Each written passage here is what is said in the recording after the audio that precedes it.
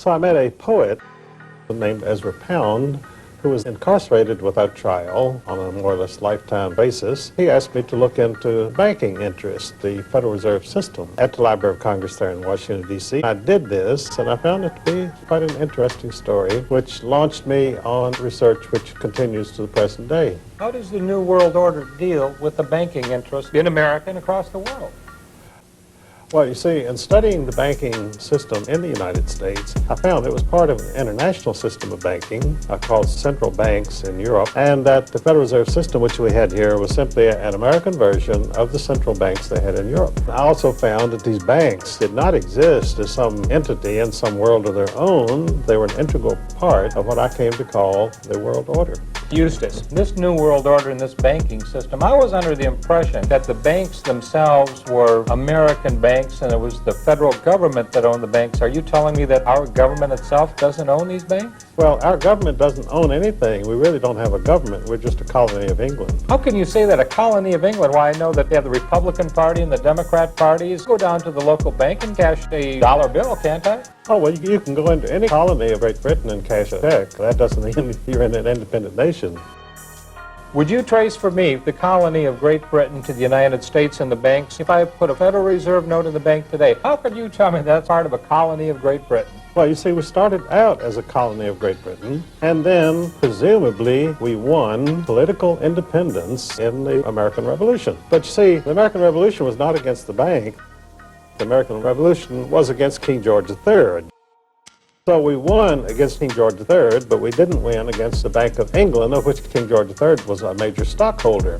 King George lost this wonderful colony over here, but he retained the banking control and continued to get his interest and his profits from his American colony, just as before. Okay, let's go from King George to the Federal Reserve. What happened in between? People say that Andrew Jackson was one of the best presidents this country ever had. Could you tell us about him, and what did he do in regard to banking?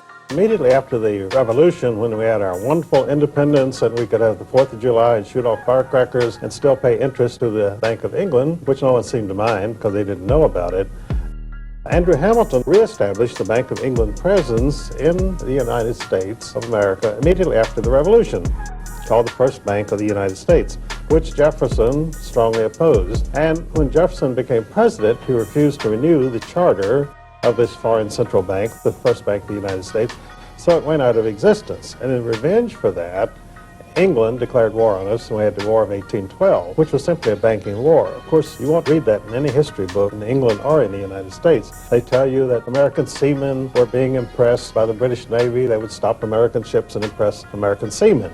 And this was the occasion of the war. Well, it had nothing to do with it. It was simply the Bank of England said, we're going to punish the United States for refusing to renew the charter of the First Bank of the United States. The First Bank of the United States disappeared, and then Nicholas Biddle, an agent of James Rothschild of Paris, started the Second Bank of the United States.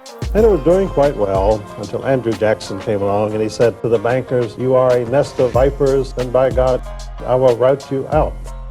And so he did. He removed all of the government deposits from the Second Bank of the United States in 1836, which caused it to collapse. And in revenge, the Bank of England suspended all American paper, which caused the first Great Depression in the United States, called the Panic of 1837. That was strictly a banker's panic, and of course then the Rothschilds came in and bought up American securities at 1 cent on the dollar and established a great many of the great American fortunes, including J.P. Morgan. But Andrew Jackson himself, you would credit him with at least taking a stand against this banking monopoly that is destroying his America. Well, he was a general and a patriot and an American, and to him, the bankers were Satan incarnate. They were robbing and looting this country. They were oppressing the people. They were causing financial depression and widespread suffering, and he said, I'm going to go after them, and he did. History books do not tell you why he did anything that he did, so the American children go to school and they have no idea what all this was about. Neither do the college students. Neither do the graduate college students. Now, mention the word Rothschilds. Where did that name come from, please? There was a family of moneylenders in Frankfurt, Germany named Bauer, which means peasant, And why these money lenders were trying to call themselves peasants, I don't know, because none of them had ever been near a plow in their life. They were money lenders, and they needed some way of advertising their business. And so the founder of this dynasty, the House of Rothschild, put up a red shield above his door so that people who came from various parts of Europe to change money with him could find it. And so after a few years, people didn't know who Bauer was, but they knew the Rothschild. The red shield was Rothschild, and so he simply began to call himself Rothschild.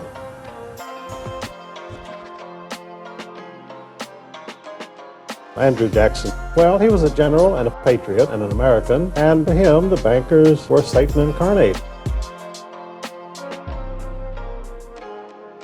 They were robbing and looting this country. They were oppressing the people. They were causing financial depression and widespread suffering. And he said, I'm going to go after them, and he did. Andrew Jackson came along and he said to the bankers, you are a nest of vipers, and by God, I will rout you out.